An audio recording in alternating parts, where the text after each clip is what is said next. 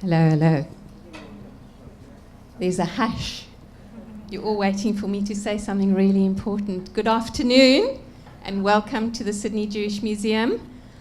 Every time we have one of these events, Daniel, I've started the recording. Thank you. Please can I at this point just remind you to switch off your mobile phones, first of all, so we don't have ringing and tringing at inappropriate times. I always get excited at these events because I always see new faces, and it's so exciting for us to welcome new people, and particularly to see such a young audience. It's really what we hope for at the museum, to get young people interested, to bring the youth here, so that's really wonderful to have both young and middle-aged here today. So I'll not leave you out. You're not being ignored, and I won't go into the older department. We have a lot of wonderful events at the museum.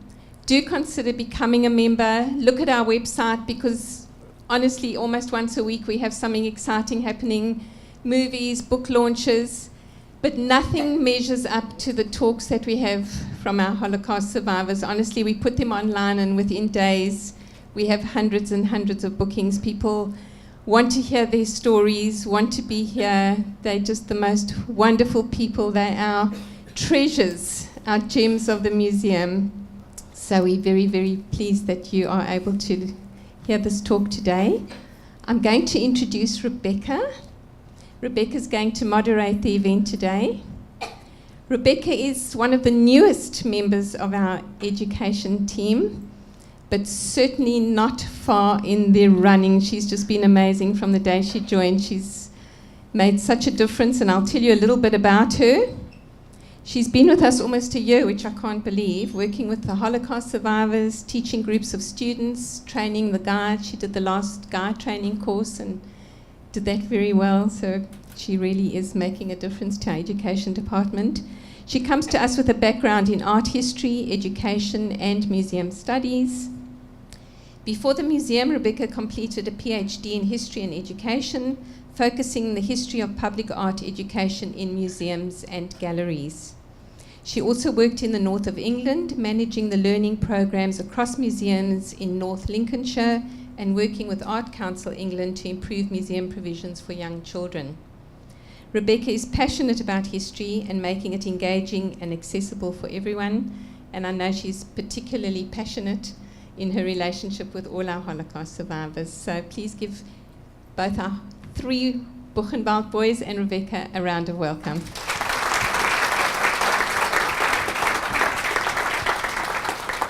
Thanks, Aviva, and welcome to the Sydney Jewish Museum. We're really, really glad to have you here today. I think what we're about to hear is really special, and I feel really privileged to be able to be a part of it. But first I'd like to acknowledge the traditional owners of the land, the Gadigal people of the Eora Nation, and pay my respects to their elders past, present and emerging. This has long been a place that we sit on today that has been a place for meeting. We know that heading down to Woolloomooloo Bay has been an important place for intergenerational sharing of knowledge, of wisdom, of ceremony, and of passing on memory. And so it's in that spirit that we meet here today. It's my privilege now to hand over to our panelists. We've got Kuba, George and Jack, who are going to introduce themselves and tell you a little bit about their story. So I might just start. Kuba, could you lead us off? Could you tell us a little bit about where you come from and very briefly summarize your wartime experiences? Right. My name is Kuba Enoch. I was born in a city of Krakow, which is south of Poland. It's a beautiful city. It's got a lot of Jewish heritage there. And life was quite comfortable for me with the war. My parents had a shop, a handicraft shop with the both working at. We lived in a lovely apartment with my younger brother, my grandparents, my uncle and auntie, two cousins when they come from Czechoslovakia. Life was good till occupation of Poland. When German-occupied Poland, I was 13-year-old, and that was the end of my education because all Jewish children couldn't go to school anymore. In Krakow, we had to wear a band with a Star of David to be recognized. Some places had yellow stars, but Krakow had a band with Star of David. Eventually, I'll only tell you a short story. We were expelled from Krakow because the shop was taken by the German over. I had a writer. We lived in a village for a while. The German expelled half of the Jewish. There was 60,000 Jewish population in Krakow. There was 260 population altogether, which 60,000 was Jewish on the eve of the war. They expelled 35,000 Jewish in 1939 or 30 or 40, beginning of 40. They had to leave Krakow, and we were expelled eventually when the shop was taken over by the German. And mostly people lived in the villages. We lived in a village with a farmer. My father got a job on the airport as a cleaner. And naturally, the next stop was that the governor of Poland, by Frank, who used to live in a castle, the royal castle in Krakow, decided to open a ghetto in Krakow. Krakow is divided by Jewish area, which is called Kazimierz on one side of the river, and Podgórz is a suburb on the other side. They decided to open the ghetto naturally in Podgórz, and they ordered all the people to move into the ghetto after expelling the Polish population. And it was the area where we originally lived. Even the shop was right in the middle of the ghetto, which was established there. The next step was that the Frank governor of Poland decided, under order, all Jewish population 100 kilometers from Krakow had to move into the ghetto. What actually happened, from a 20,000 population, the population increased to 80,000, 100,000 people, which was very overcrowded. Food was very short. We come to a time where the Spielberg film was made by, Children's List. It was actually a book written originally by Thomas Kennelly. And that's the story, what happened in Krakow from Podgórz in a ghetto, because they decided to expel people. They promised that condition would be better east, so they expelled mostly about 3 expelled or 6,000, which was actually 20,000 people were expelled from Krakow on a railway, animal railway. They were expelled to a place called Belzec. Belzec was plain extermination camp, so that you could say a lot of my family were expelled at that time, uncles and aunties and cousins, and they went.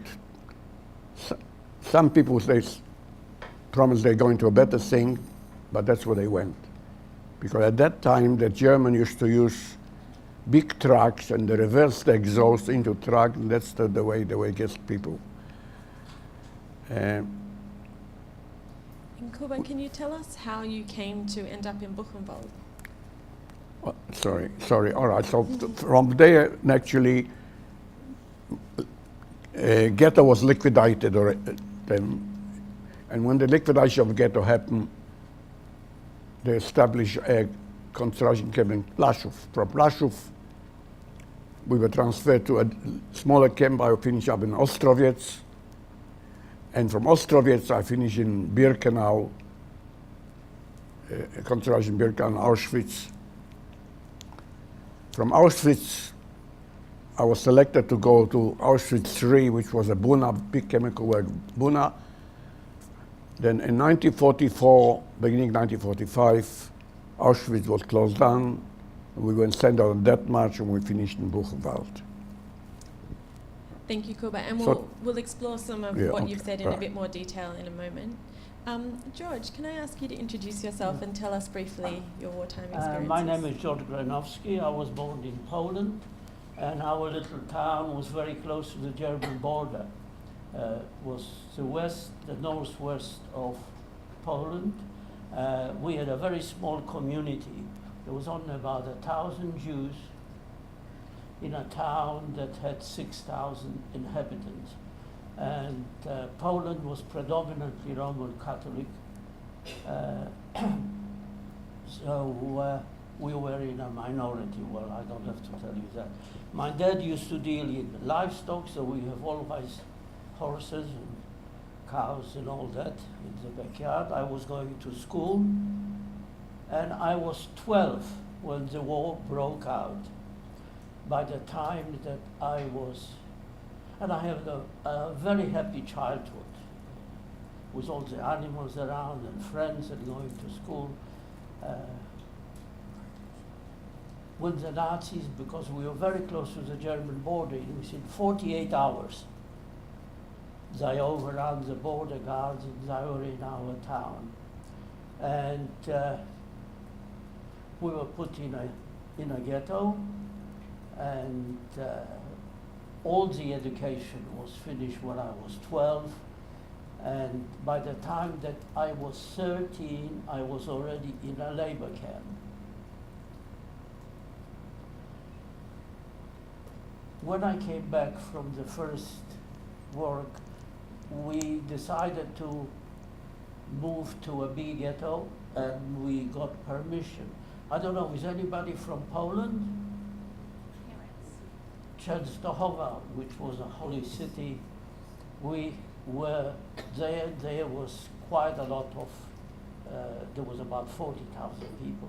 But I just want to stress that those from the small community that were left in Radziejów, which is the name of the city I was in, they were murdered in trucks that I reversed the exhaust to them, because we found out that after the war, that was the first murder that happened very early in the occupation of the Nazis.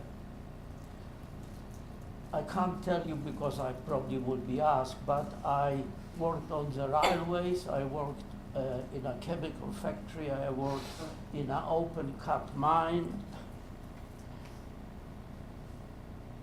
I worked in an iron foundry, and eventually we were shipped from Poland on cattle trucks to Buchenwald. And I was in the lucky position to be shipped again from Buchenwald on cattle trucks to a concentration camp called Dresden in Czech and Dresdenstadt in German. So I leave it at that. Sure. Yeah, we'll come back. Yeah.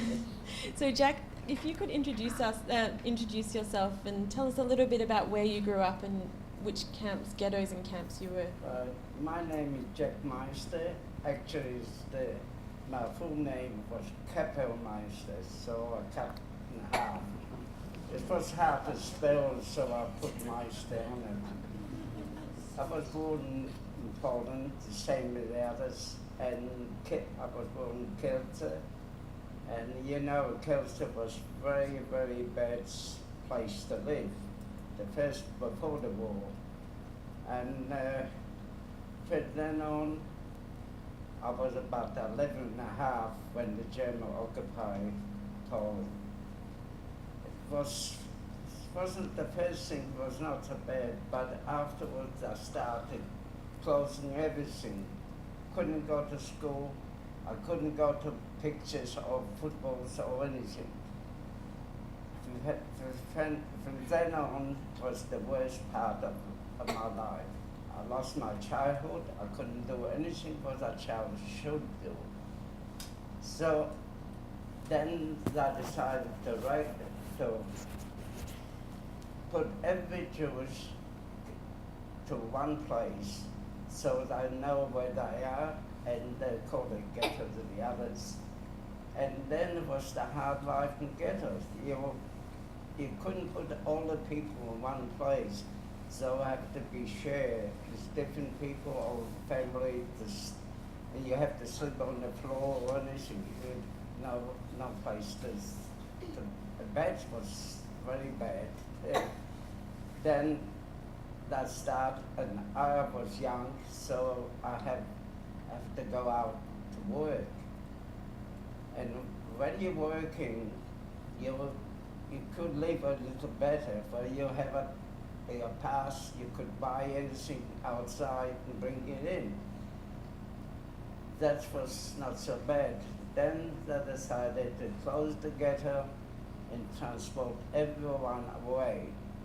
So I was young, had a pass to work, so I was taken away from my family to one side, and from then on I didn't see my family for all my life.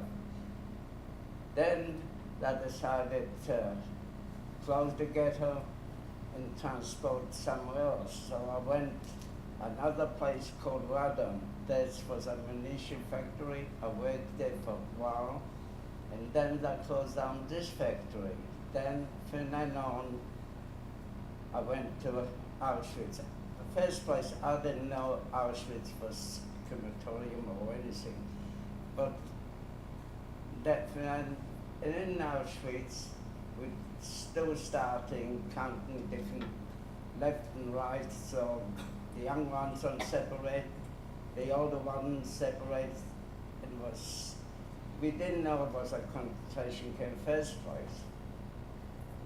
But afterwards, we were away for a while there, that told us what's going to happen to you. As you separated, and I decided I need about 200 people. I took 200. I didn't take 201 or 2. I took what I need. And from then on, you go in, you'll be shaved, you'll have a number, they'll put your number on it, and you have a shower. As you go to the shower, the people was already there, tell it, when you pull the trigger, your guests will come down and you'll never survive. As you go in and you pull the trigger, hot water came out. And that's when we know we would survive. We work in different camps. Like Kuba, we went to Buna, the same place. But funny thing, it was at the same place, we never know each other. And from then on, we transported, we have to walk over different camps, from camps to another camp, till we arrived in Buchenwald. In Buchenwald, we didn't go to work, I'll tell you now, but we stayed in camp, we cleaned up the camp at sea, but we didn't go out to work. From then on, we survived. That's. And Jack, we might come to the what happened after liberation in a moment. Thank you. So as you can see, they all, Jack, Kuba, George, all grew up in Poland, but really different parts of Poland. And we're all in Buchenwald, which is why we've called the panel the Buchenwald Boys, but actually didn't meet each other. No, we didn't know each other, so. One of the interesting things about working with survivors and many school children is that it's sometimes hard to imagine that they were children once. So we've got a slide here with photographs, you guys have seen these before, that show, we have one from Jack just after liberation, from George shortly after, and Kuba, just after liberation as well. But I'd like to ask you each a little bit more about what it was like to be in Buchenwald. One of the things that people like yourselves who've been in Buchenwald are called are a Buchenwald boy. So can you tell us a bit more about what it means to be a Buchenwald boy? There's a Buchenwald group of boys. Part of them finished in Switzerland and part finished in France. Actually, one of the Elie Wiesel is one of the Buchenwald Boys who finished in France. You all heard probably of Elie Wiesel. No. The group where we finished really migrated all over the world, and they called Buchenwald Boys. We actually had meetings, sometime in Israel, mostly in places. They got actually most group of my friend Buchenwald Boys are in Melbourne. For some reason, Melbourne had much stronger Buchenwald Boys than Sydney. There's a reason for it, but we're not going to go into it. And they have on 11th of April, which is the day of liberation of Buchenwald, they have like a ball, family members together, they call it Rebirth. Actually, that was originally started in Buchenwald itself. They said you should celebrate 11th April as your rebirth, because that's when you were reborn again. That's where American liberated Buchenwald. To talk about Buchenwald,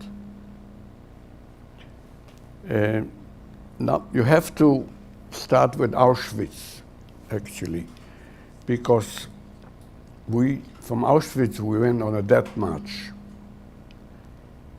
and there was over 10,000 people who left there. When we arrived in Buchenwald, when we counted, there was 16,500 people alive.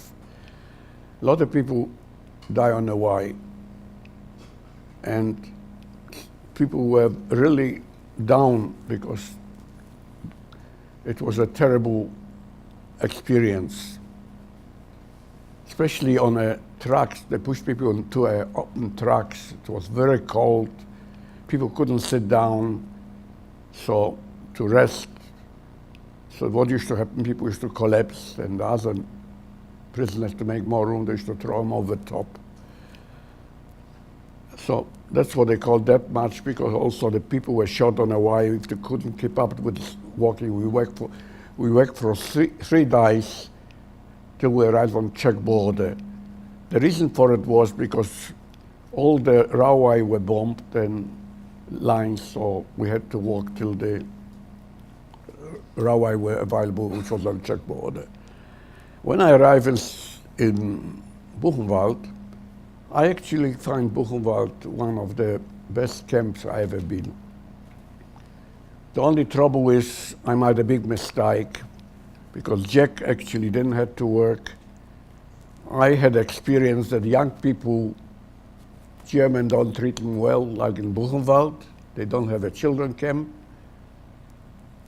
So I decided to volunteer to go to work. So I worked in Buchenwald.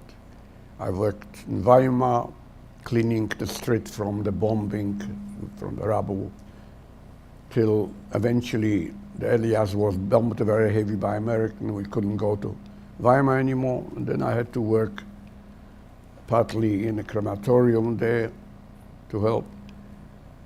But otherwise, I think the treatment in Buchenwald, I found that there was political camp.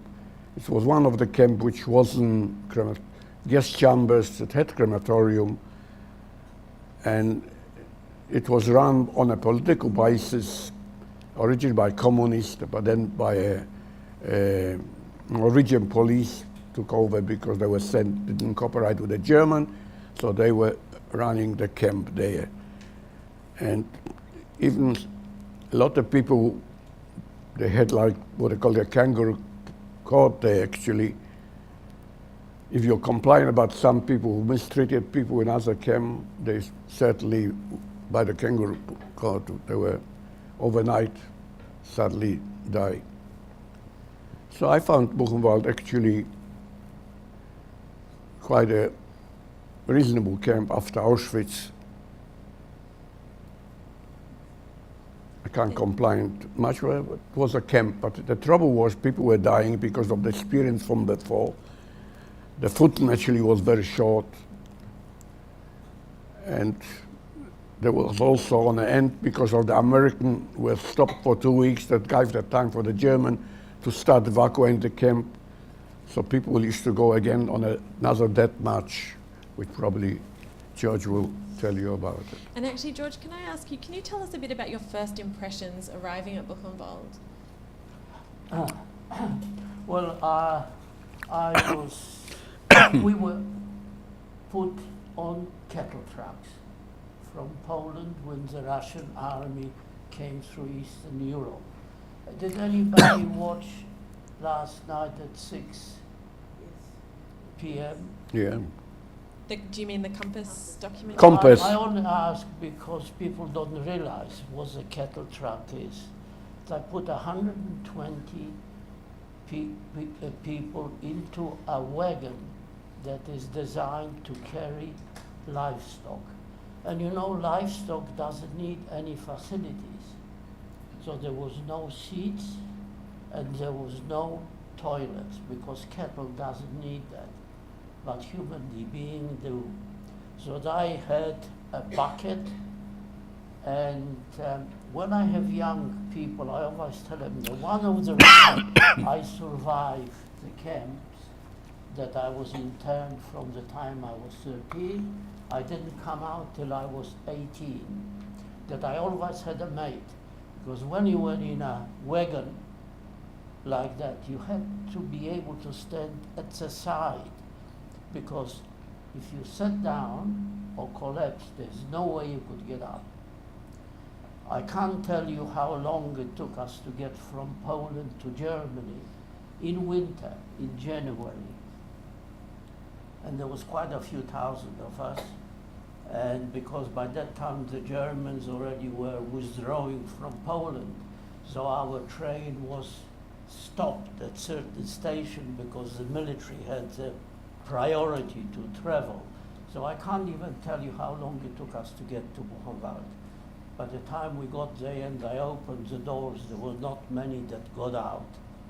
And I saw then that that was my last journey. Fortunately enough, as Kuba said, the showers had water.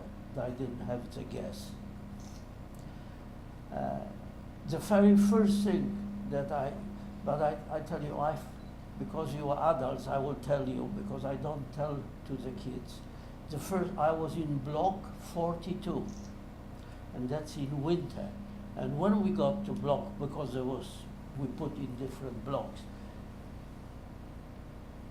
when we arrived to the block, that was a huge barrack, there was a pile of dead bodies completely frozen that was stacked, one on top of the other, from the ground to the roof of the thing.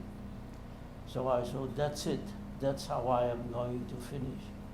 Fortunately enough, I think 3 or 4 days later, one of the SS or the guards came and wanted a half a dozen people to go, not a half a dozen, quite a few of us.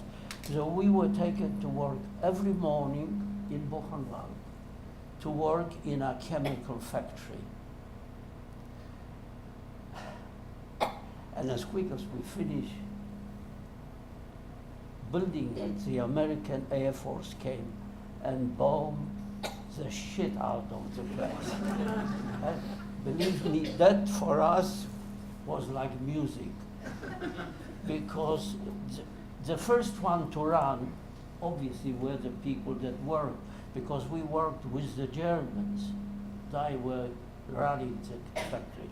But I just want to tell you, because I think to me it's also important. Whenever we were taken to go to work in the morning, if we had the guard that was a little bit humane, he allowed us to raid the garbage tins, because we had to pass where the Germans lived. But that was before the sun came out.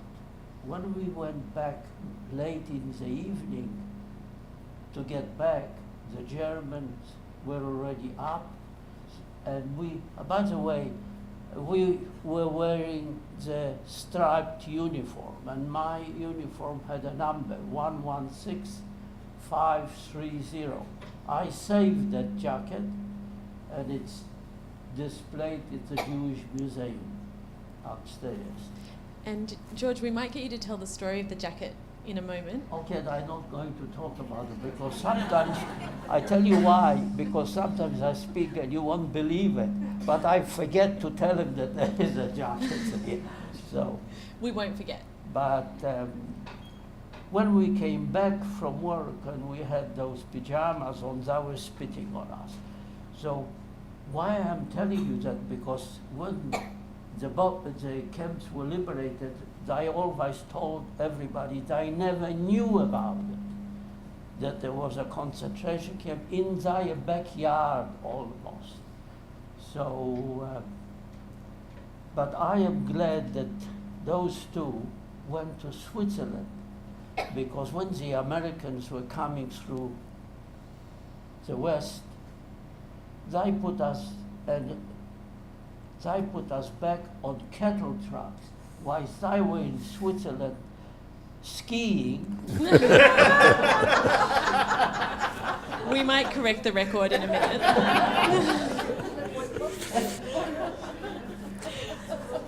And actually, George, we Okay, might George. we might hold it there because we'll come to liberation in a moment. No, I wasn't liberated yet. No. Because I was put on cattle trucks to go to Dresdenstadt, which is the other concert, and that's where we had the death march, because if you couldn't walk, because Americans bombed our train, and instead of being part of the way to go, because Dresdenstadt is just outside of Prague, so we had to go on foot, and that's what we called the death march. Thanks, George. Sorry about that. No. Jack, I want to ask you about the photograph that we've got up here of you, because it was taken very shortly after you were liberated. Yes, So could you tell us a little bit about who took it, why they took it, and how you came to have a copy? The first place, Buchenwald, I didn't go to work. We have what I call a Charles camp barracks, and we have about from 8 to about 14, 18. That was college at Charles Barracks. We didn't go, we only stayed and we didn't go to work. But when the American, actually we didn't know to the last minute American was coming. As all the soldiers and all that started disappeared. But it took us a while to come out. The old college, the American here, the American there, and then the American arrived. We all were happy. But with this picture taken, is a soldier asked me, can I take a picture of you? I said, why not? He gave me a piece of chocolate, I tell you now. And he took the picture. But I was very surprised. Next day, he came back and gave it to me. And from then on, that's my life. My story is, I was there, I was liberating Buchenwald, and nobody can dispute I was not. That's my thing. And Jack, when you told me about the circumstances when he took this photo, you told me a bit about your physical state. Can you tell us a bit about how strong you were feeling? Or? I was I'm feeling terrible. I was thin. I don't think everybody will recognize. And we took the Red Cross came and took somebody to Switzerland with Kuba. And the funny thing, then I knew Kuba, he's there. But I didn't know him in the camp, but we met each other in Switzerland. And I might come back to Switzerland in a moment. The reason I asked Jack to talk about the fact that he was so weak, and in fact, I think the first time you told me about this, you said you collapsed after the photograph was taken. Yes, But you don't look like a man who's about to collapse. You look incredibly strong, and I think it's a very interesting photograph. I was happy and everything, something just... You just had some chocolate. Yeah, it could be. Yeah, I'll tell you now, the Americans start feeding us when they arrive. Start feeding us very, very rich food and everything. I'll tell you now how many people died. It's a lot. And then they stopped. That start feeding the right foods and the right thing, and that saved a lot of people. But I was happy. George, we have a clip that was recorded when you shared your testimony with the Visual History Archive project. We have a film clip from when you gave testimony in 1995. So I just wanted to play that, and then I was going to ask you a question about it. All right? You have to tell me what sort of clip it is. We'll watch it. Oops. You start. One day we were rebuilding a factory. I think it was a chemical factory. I'm not really sure of that because we were one section of it. We were rebuilding and the Yanks were coming and bombing it, and we used to love it because we obviously were just as much in danger as the Germans were, but I would have preferred to be killed by an American bomb than by a German bullet. So we used to cheer whenever I came across it. We rebuilt it. 2 days later I came and they bombed the shit out of it. And the conditions were horrific. When I left Krakow, when I left the Iron Family, I was physically very strong, and I was there last 6 months until liberation. That was the worst for me as an individual.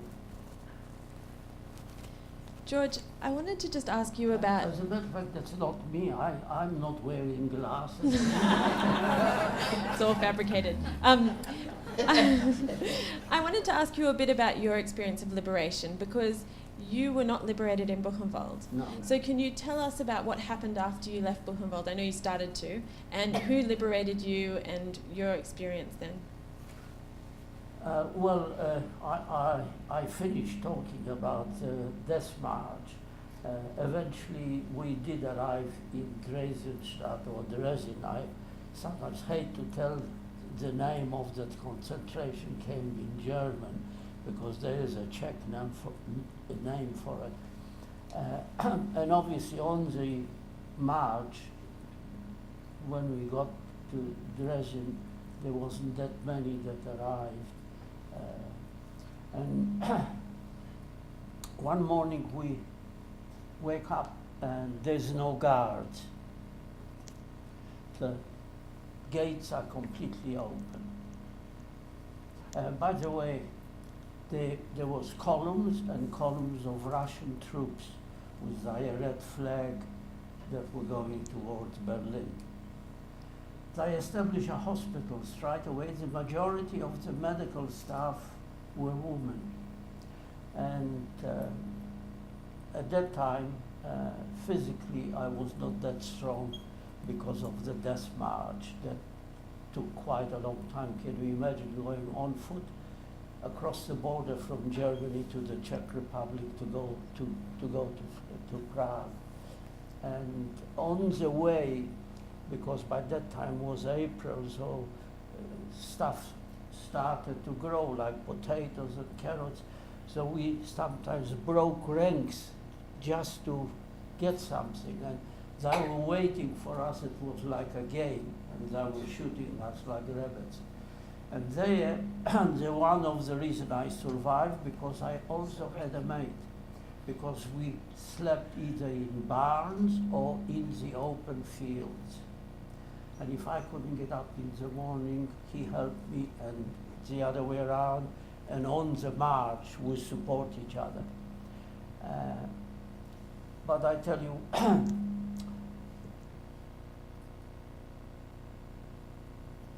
they encouraged us to go home, because don't forget, it wasn't only Poland, all of Europe. We had people from France, from Germany, from Yugoslavia, you name it. They were all in concentration camps, Jews from all those countries.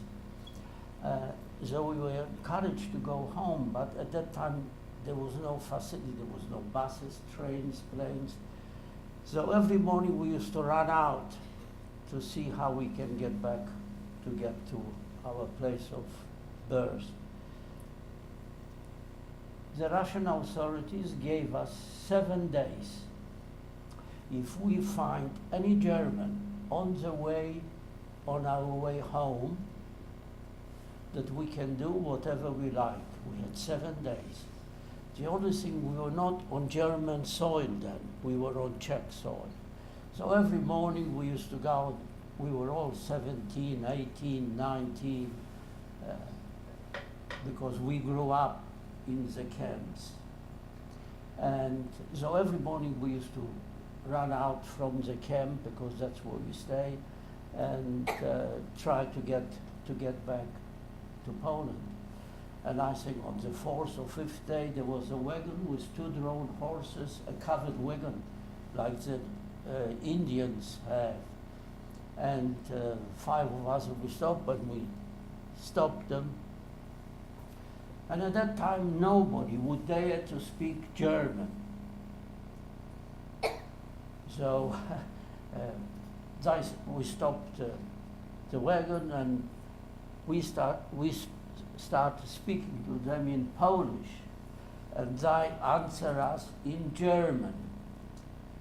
And there's 5 survivors that were in the camp. And by the way, I had a little sister, because whenever I speak, I always have to mention the people that are not here. So I had a sister, and obviously my mom and my dad.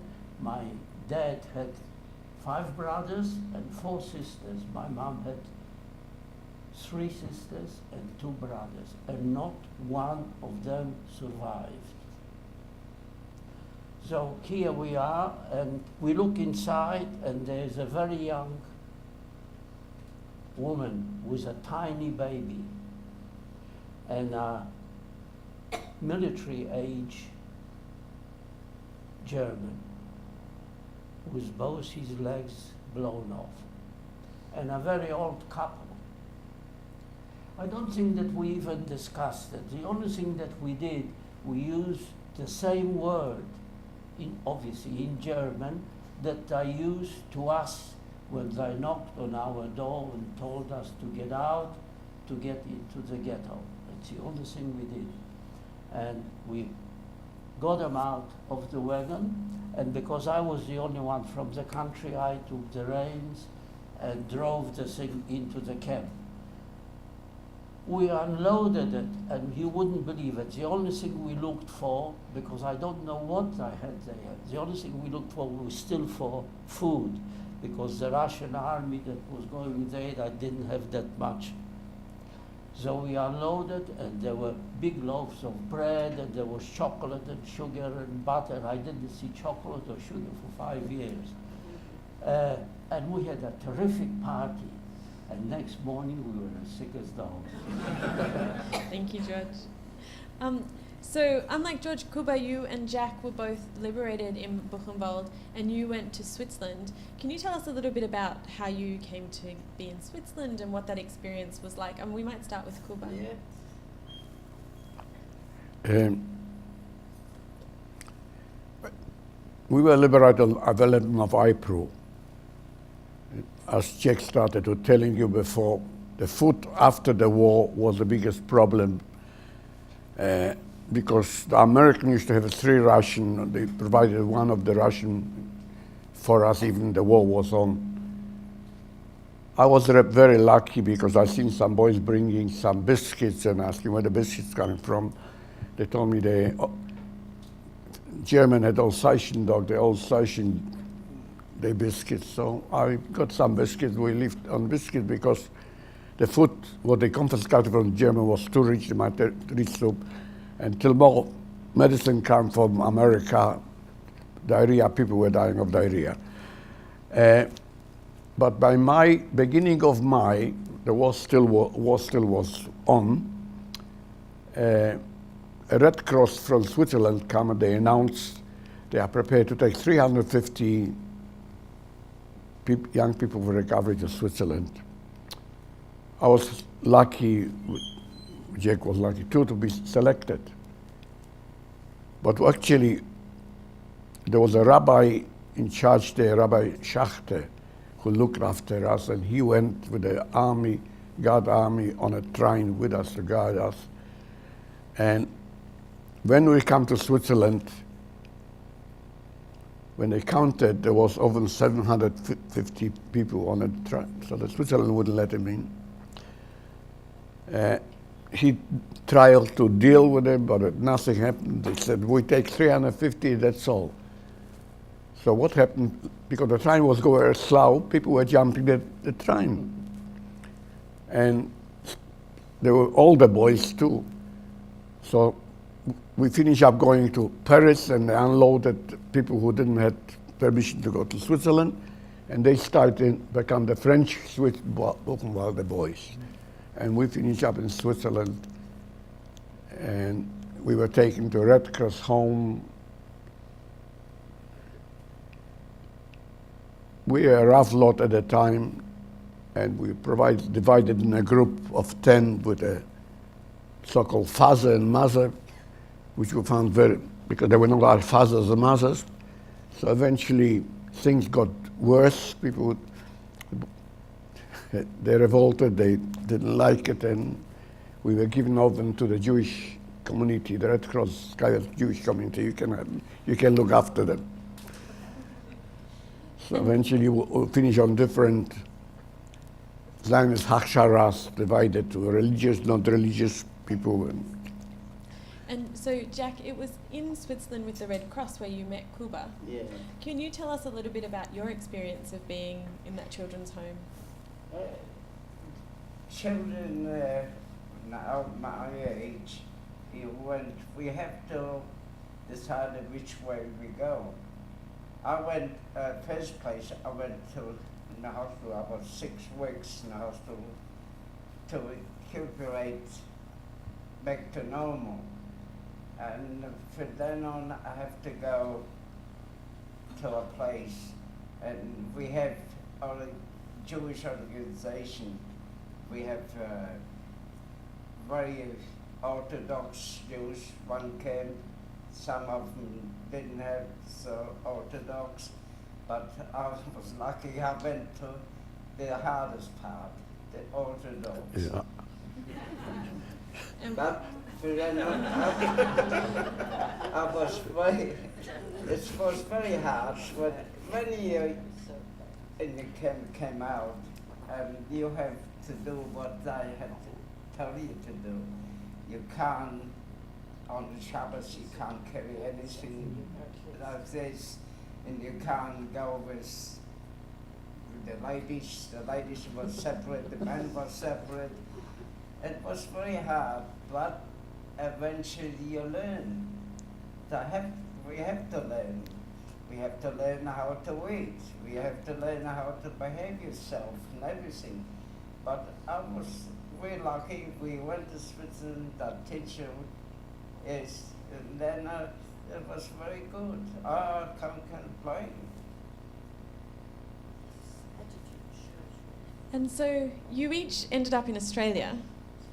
How, we might go through again, Kuba, George, Jack, how did you come to be in Australia? And why did you choose to come here rather than returning to Poland? Poland was completely out, because already in Buchenwald we were given a stamp from Poland to go, we promised everything, and nobody was very interested to go to Poland, let's put it that way.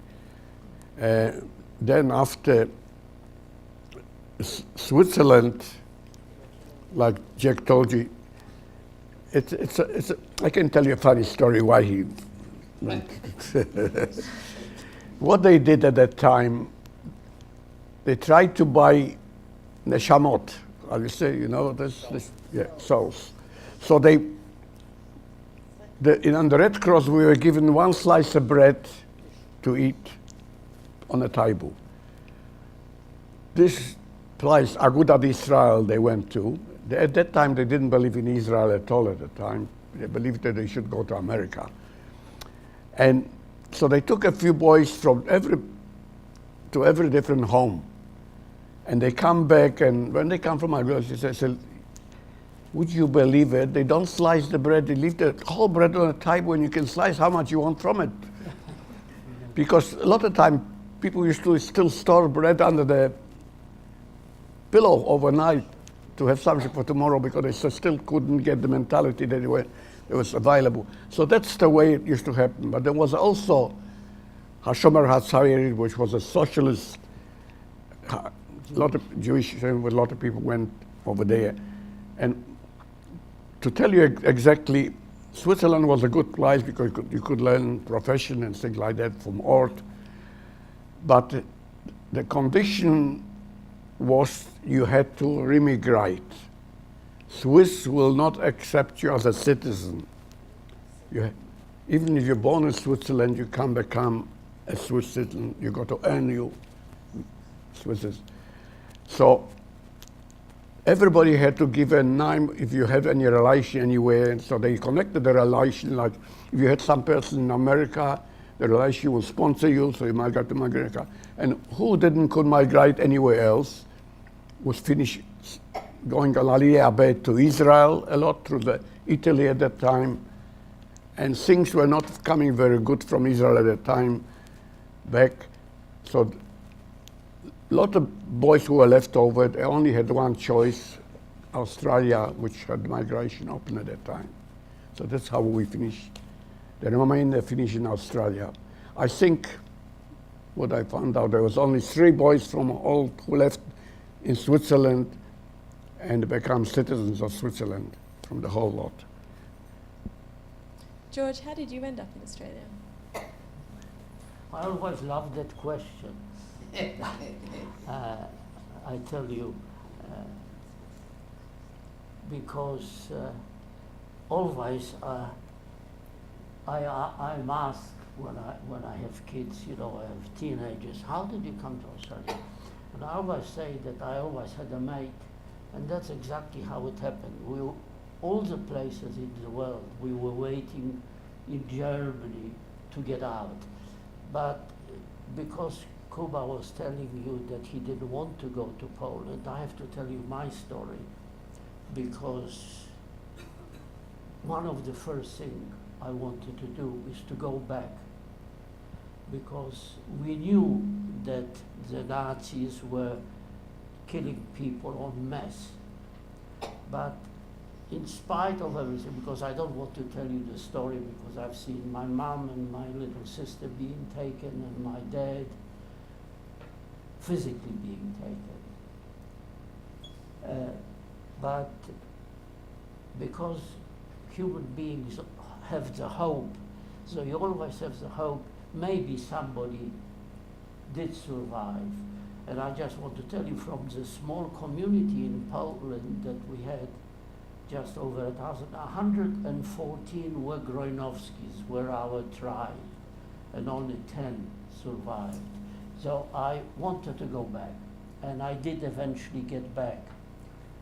When I got back there, I realized there was nobody left. So I did not walk into the house I was born. I left within 4 or 5 days,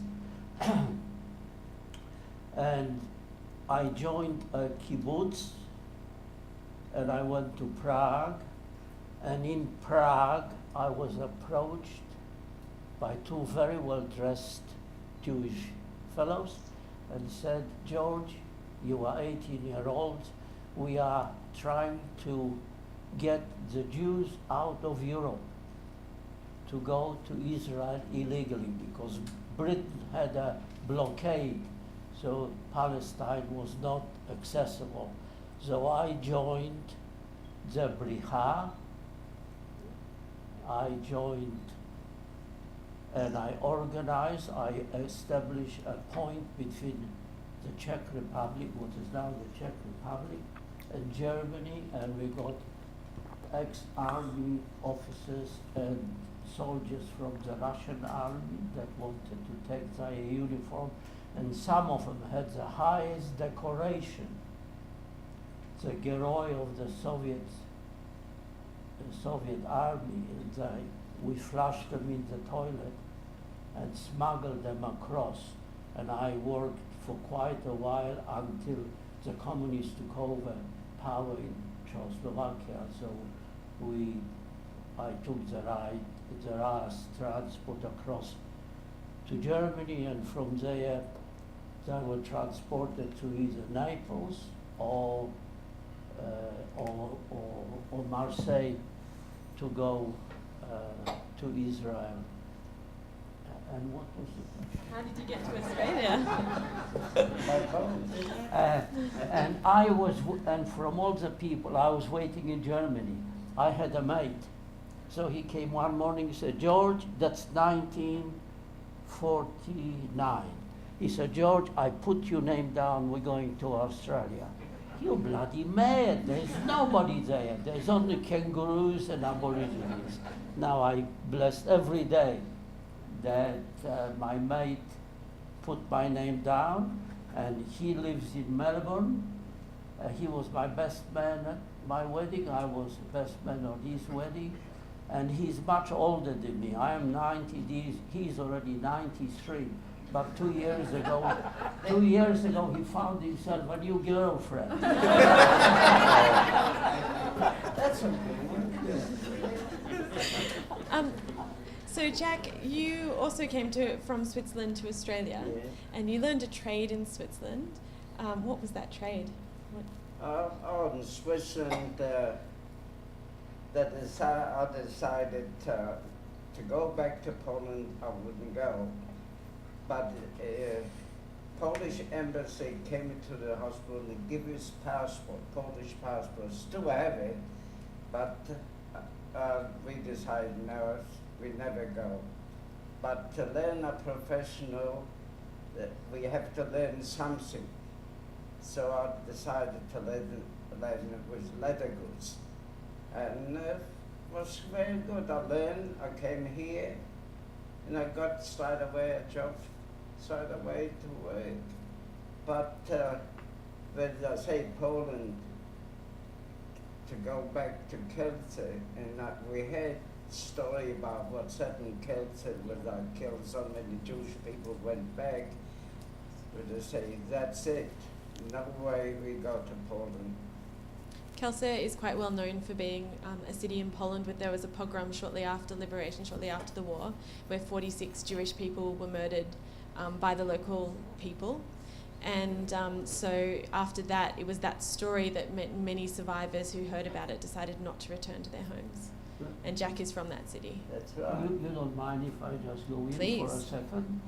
Because I didn't want to mention that, but I was in Poland when I was working in the Brycha to go to Lodz, which is an industrial town, when in Kielce, 36 Jews that survived the Holocaust were killed.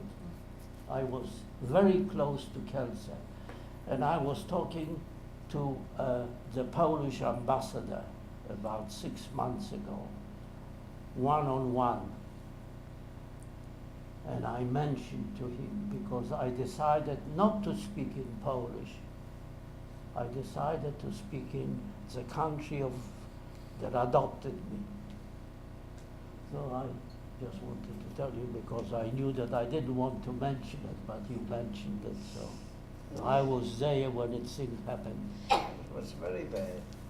Jack, I have a photo up here of you. Of me. Yeah. Just You're very photogenic. Gee, he's good looking.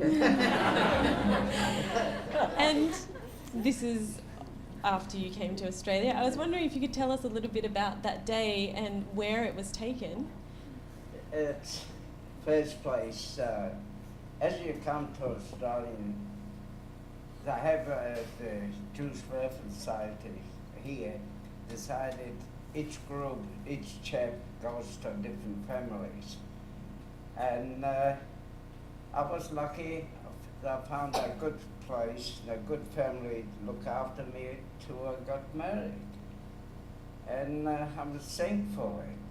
But this marriage, I was here at this dance halls here down at Maccabee Hall. That's what's here. That's right. And what's downstairs, where all the Jewish people come from different countries, met here with different people. That's where I met my wife here. And from then on, we decided to get married. But it was very hard. I couldn't speak English. She couldn't speak to my language. But we managed half and half. That's it. But I'm lucky one.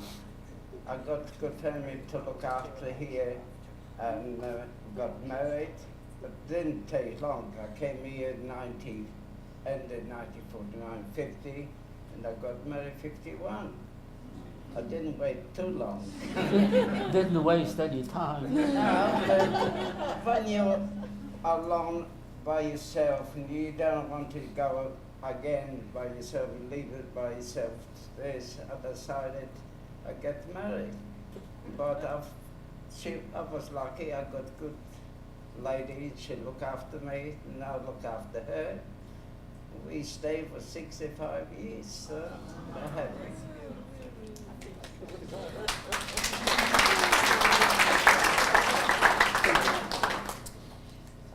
Kuba, I wanted to ask you about, you were, as you said, you were given a tattoo when you entered Auschwitz. And I wanted you to tell us a little bit about what it means to you and how you're... Would you be willing to show them? They all had numbers. Could you tell us a little bit about what it means to you and whether that has changed over time? You had to do it. The tattoo was... Matter of fact, I spoke with a fellow at the time. You always had to find a friend, but friends didn't last long in camp. I was all by myself. Because everybody had to look after himself. He actually, when he tattooed me, he told me that he comes by Krakow too, so. But he gave me a very good advice there when I was at Auschwitz, because he said to me, the survival in Birkenau is not very good. And before, when we were selected, I think, did you mention go to the left and to the right? We arrived about 4,000 people, and I think 135 of us went to work. From then, the rest went straight to the gas chamber. When we arrived, we could smell the sink from the gas chambers and from the crematorium burning. You could really, the fire you could see, you knew where you were. And what the German used to do at that time, as he advised me, he said, they selected people to go out of the camp. No, Auschwitz III was the biggest chemical factory I ever seen. It was unbelievable. It's a IG Farben bias work. And when I was selected first time, actually, I listened to him to go to work. I was rejected because I was too small. They needed bigger people. But second time, I had no profession and also not educated, they told me, the SS told me. So next time when we selected, I said I'd be a bit smarter. And I said, look, I worked with trucks, which was a bit a lie, because all I need is put the timber in the boilers in the truck. But I got a wire, that's when I finished in Auschwitz III, which is Buna. And can you tell us a bit more about what the tattoo, since after the war, what does it the mean to you? tattoo, look, the problem with the tattoo is, I mean, as a Jewish person, you know, a Jewish person shouldn't be tattooed. It's against the Jewish law to have a tattoo. But we, in Switzerland, as Jack told you, we were street boys. You could say we were educated on a camp, street boys. And so we had a lot of rabbis and educators coming and discussing. We had a lot of discussion. And a lot of boys wanted to get rid of the tattoo. But the rabbi said, no, you don't have to get rid because it was forced on you. Leave it alone. And at that time also you had to have it cut. So it left marks. So majority boys never had it removed. And another reason for it was actually, SS had tattoo too under the arm. And they had it cut to eliminate, but everybody knew, oh, you had to cut there. Yeah, you were SS because you had a mark here where you cut it. They had like two lighting stars, ignition. So that's going with a tattoo business.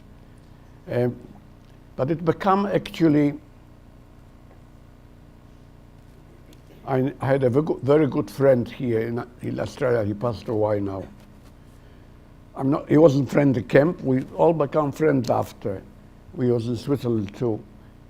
And he had a shop, a grocery shop, and I used to come and on Yom Kippur I used to open the shop, and I said, "Why? Oh, I don't want me to know that I'm Jewish." I used to come to his place.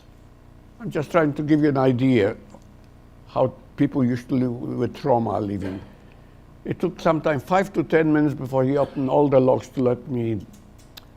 Then one day I come and I see, did you cut yourself? You had a big band-aid here. No, he used to wear a band-aid all the time that nobody could see the tattoo. So that's the story of how a lot most of the survivors used to live. And for time. you, Kuba, how have you thought about what it means to have it? I know Okay, that it was sometimes done people on have me. asked, That's it. and when people have asked you about it over the years, what has your response been? I think my children sometimes ask me, so I tell this, and everybody has a laugh of it, he said. So I used to say to my children, look, I had a girlfriend in Switzerland, and that's her phone number. I got away with it for quite a long time. George, can we come back to your jacket now? And can you tell us a little bit about why you held on to your jacket and what you might see about it in the museum? Because you've changed it, haven't you, from when you were given it? Well, because we talk about numbers, I just want to tell you that we didn't have names. We were either a number or we had a color code. In Buchenwald, the Jews had yellow because that's what I had on our Magen David star. A triangle. But I didn't have room to put in my numbers 116530, but I put a yellow triangle. So either you were a number or you were a color. And I wear that number with pride because I survived.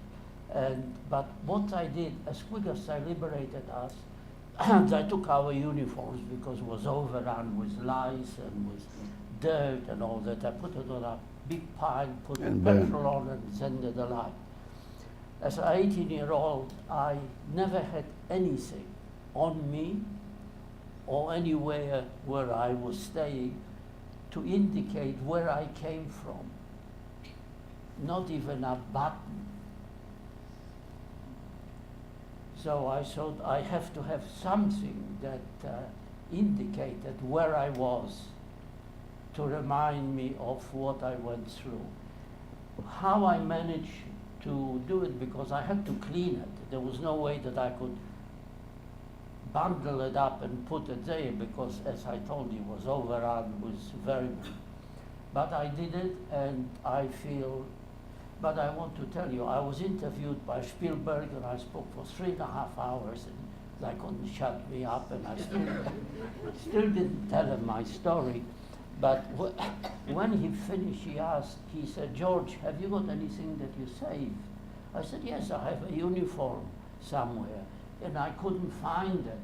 And then when my sons moved out, and the place was too big, and we went to a little semi, I found it in the end of a cupboard somewhere squashed in.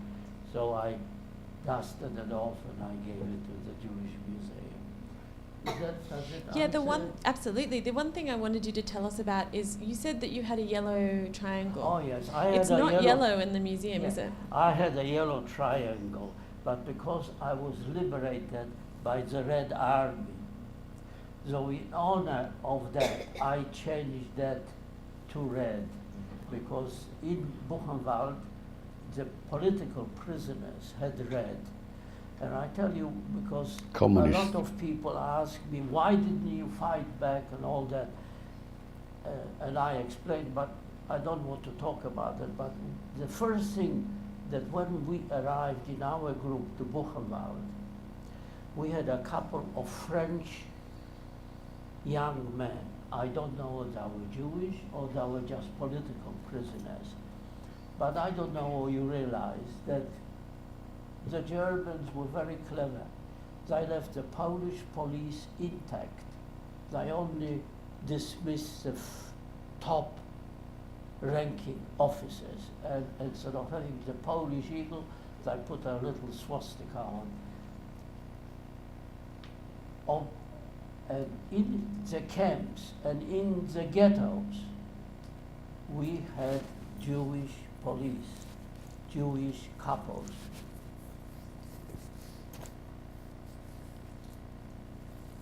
So they had a fifth column from every part of Europe, because the Polish police were able to be the fifth thing, and the couples, some of them were just as bad. And I might just... But why I tell you, sorry, because I get carried away.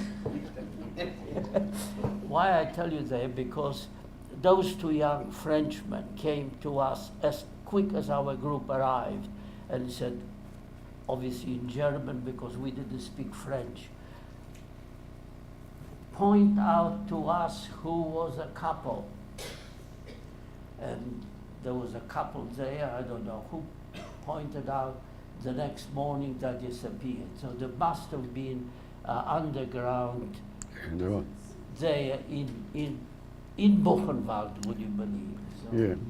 And actually, the thing I was just going to say is that one of the programs George works with at the museum is we have every police officer in the state who's working towards a leadership position comes to visit the museum, and George speaks to them about his experience of different police forces, including the Polish police, the Kapos, the German officers.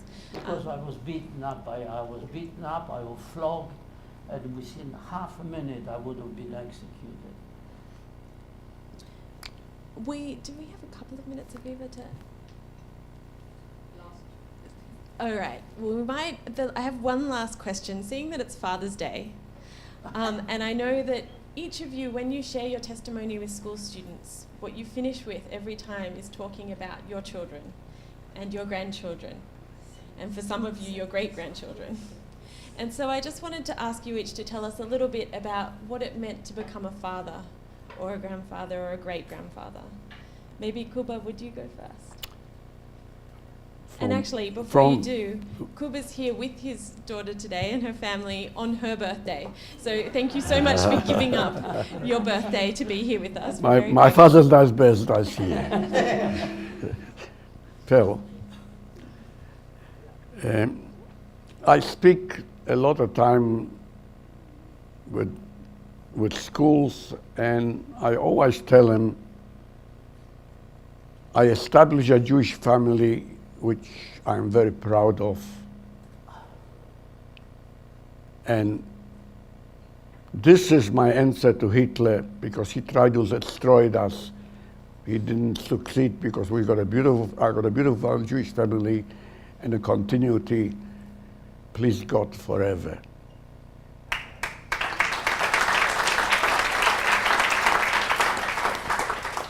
George.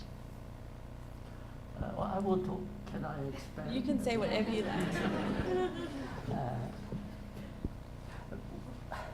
I think that we are the three musketeers.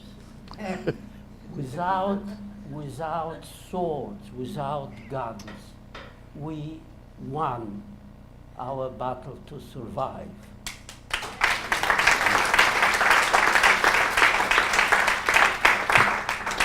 And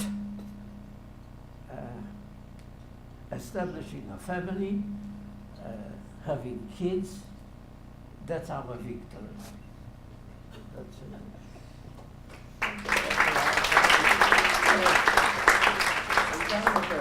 They've said it all. Yeah, Do you have he said anything? it all. Jack, did you have anything to add? Yeah, you have the family now. We are getting a bit older, and we have nice kids, grandchildren. We're lucky. It couldn't take away from us now. We survived. We have got married. We have grandchildren, and we're happy. That's all I can say. Without the grandchildren or they got married, it's not, you couldn't live with it. But with us, we got married. That's the first thing. We got grandchildren, and they look after us. And we're happy about it. And I hope we're still happy, then keep us a bit longer.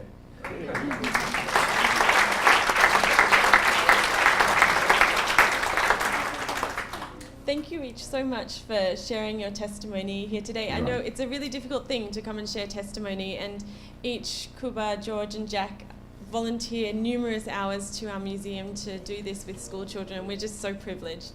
So thank you. You're welcome.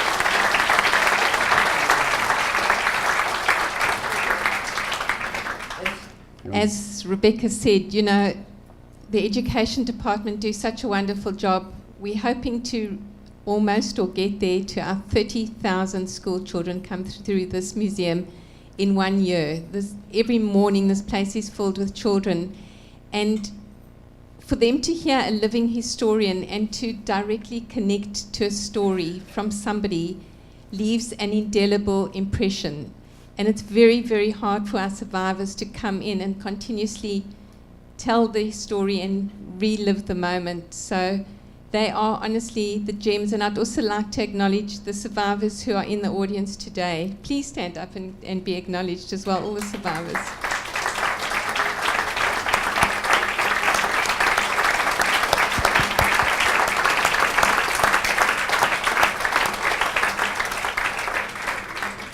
Before you go, but from us, thank you for coming Yeah. to this our story, and I hope you'll come over and visit our museum and bring everybody to go to visit us.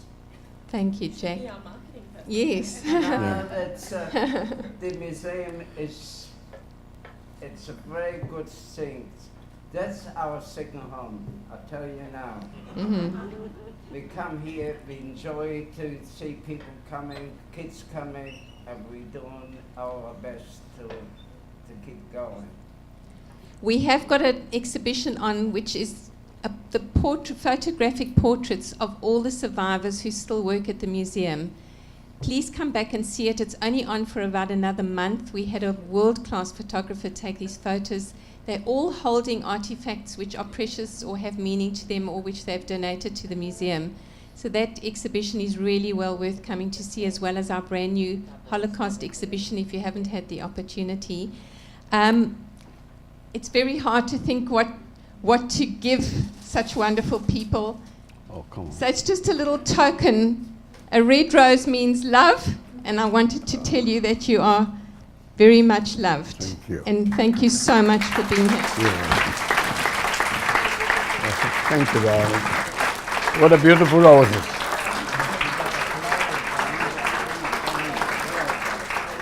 I am married and I'm getting roses. Your wife's going to be jealous, George.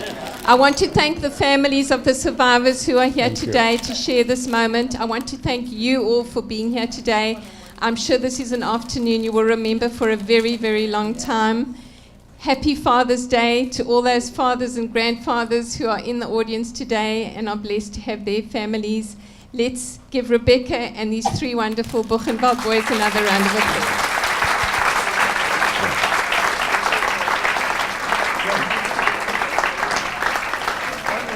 Only one thing, you want to ask any question when you want to come and Come ask. back. Come back.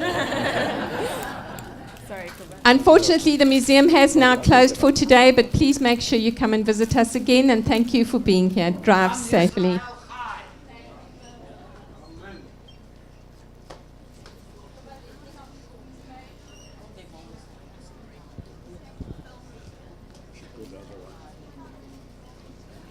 There we go.